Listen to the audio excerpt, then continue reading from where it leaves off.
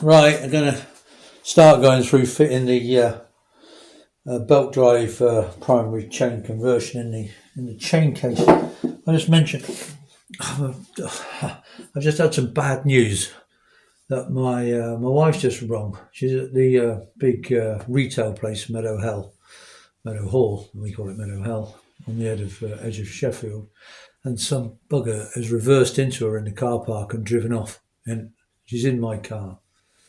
Someone saw it happen.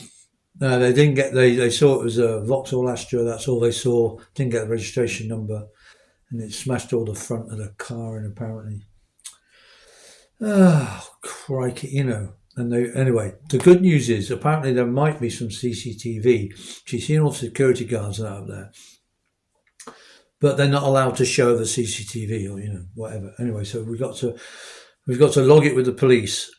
They can't even take it verbally. We have to log it online, and there were witnesses. Anyway, they can then access the CCTV.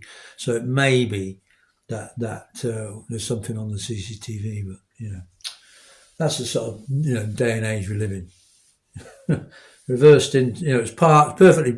She's got all the photos parked perfectly in the bay. And what was that? Anyway, and. Well, there we go. She's not got back yet. She sent me a photo of the damage. It smashed all the front in and that. Fire. Anyway, there we are. Right, we're doing this. So I've put the big key in the crankshaft here. There's a big Woodruff key. I've just put that in. Then on the clutch side, you probably can't see it, but there is a circlet that goes around the end of the shaft here. Now, if you remember, if you were watching when I did when I rebuilt the gearbox, I said, this circlet, there's no mention of it in the parts catalogue. And then someone wrote in and said, well, no, actually it's not there because it's part of the clutch rather than the gearbox, which kind of it is. So that makes sense. I couldn't find it. So that circlet, which is very important, is actually in the clutch part of the gearbox, part of the parts catalogue. So the whole clutch sits on that. Is bolted to that, so it's very important that circlip is there and in position. And so then we have a special stepped spacer. Let's have a look. I don't know if you'll be able to see that, but it's stepped, in the middle, and that step that fits over the circlip, so it fits nice and snug on the circlip like that. Then there are these spacers. They come in different size, different thicknesses, and they're used for lining up the primary chain. Now, this is what was on there when it came off. So I'm going to put them back on because I'm going to hope that they will put in correctly to line up the primary chain. But because we've got a belt drive conversion, it's a bit different and it's hard to check. But I'm going to put those on. So we've got the keyway in position. And now we've got the that big spacer, the step spacer, and then the spacers for the back of the clutch.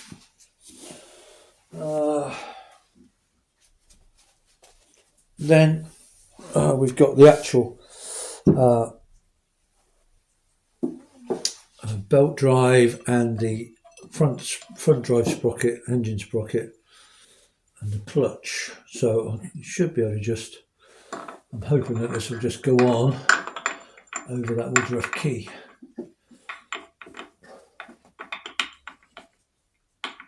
I'm thinking about it.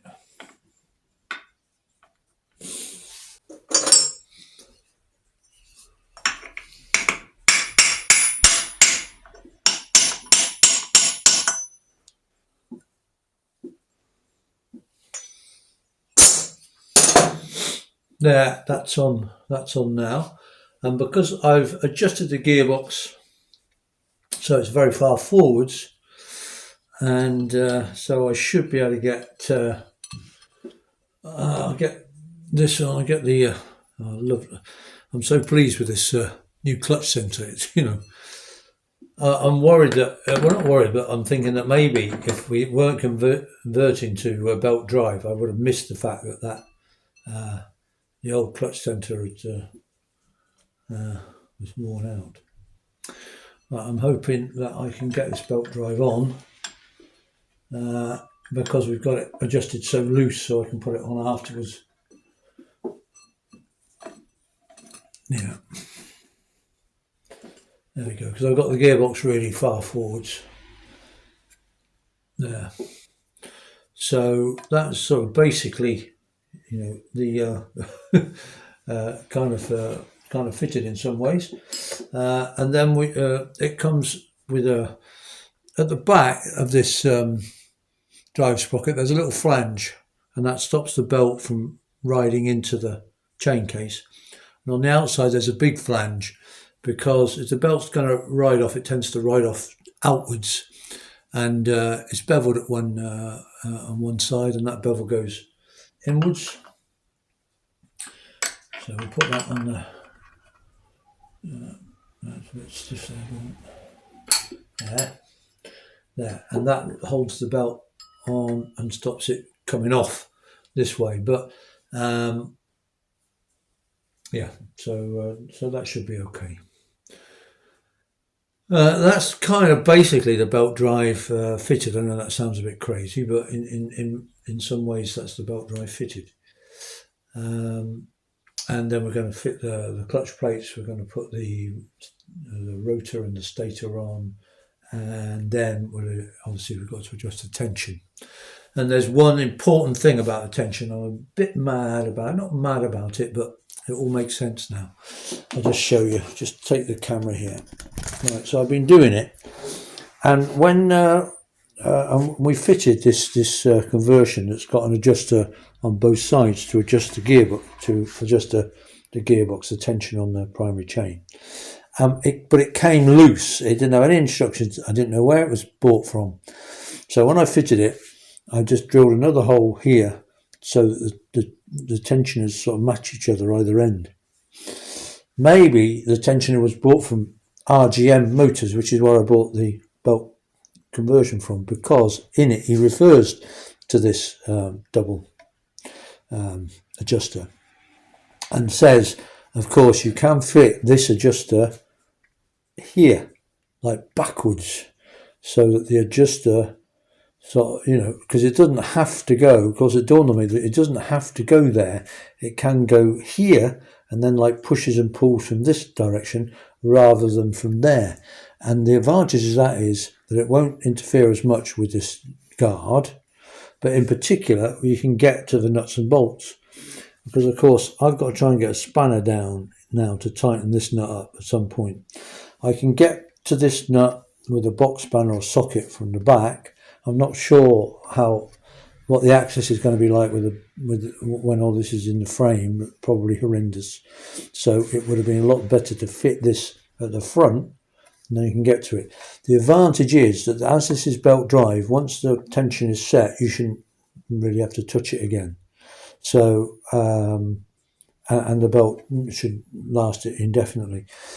So that's the sort of good news, but I'm just annoyed because I didn't realise that, of course, it could have been fitted that way, and then you can get to the nuts to adjust the tension a lot more easily. And there you go.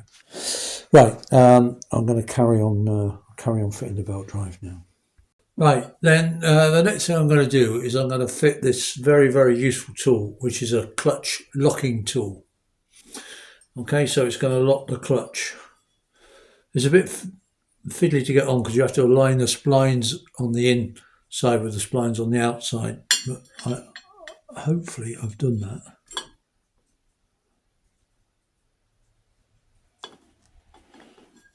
There we go. There, and that fits in. And now there's this arm here that sticks out so that I can then do up this nut, clutch hub nut, there, because this is now, otherwise that would just spin, and there's no way, that's just the main shaft of the gearbox. There's no way I could stop it spinning. So with this simple tool, but almost essential, I can do that.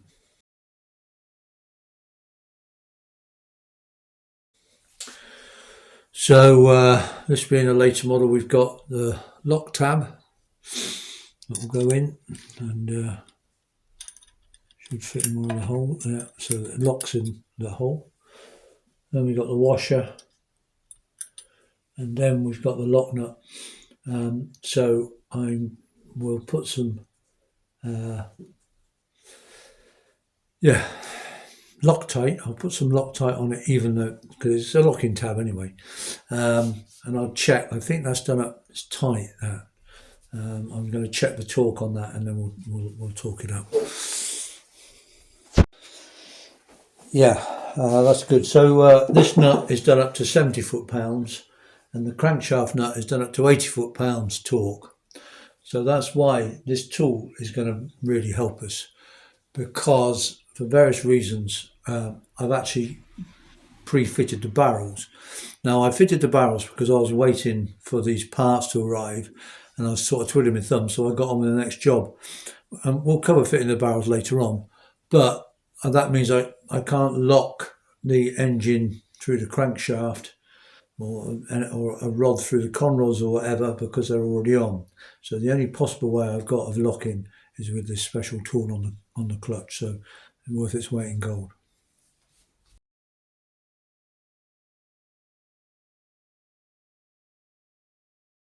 Okay, so I've got the locking thing on, the tool, and you can see, I mean, there's no way you could lock this without that tool. And even then, we're going to have to hold the engine down, because this is a tight one. This is 70 foot-pounds. So, the engine's trying to, the tool is trying to lift the engine, off the bench.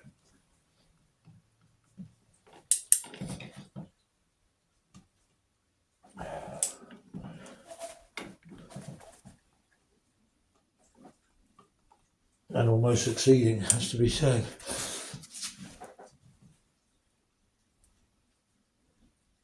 Come on, it must be nearly there.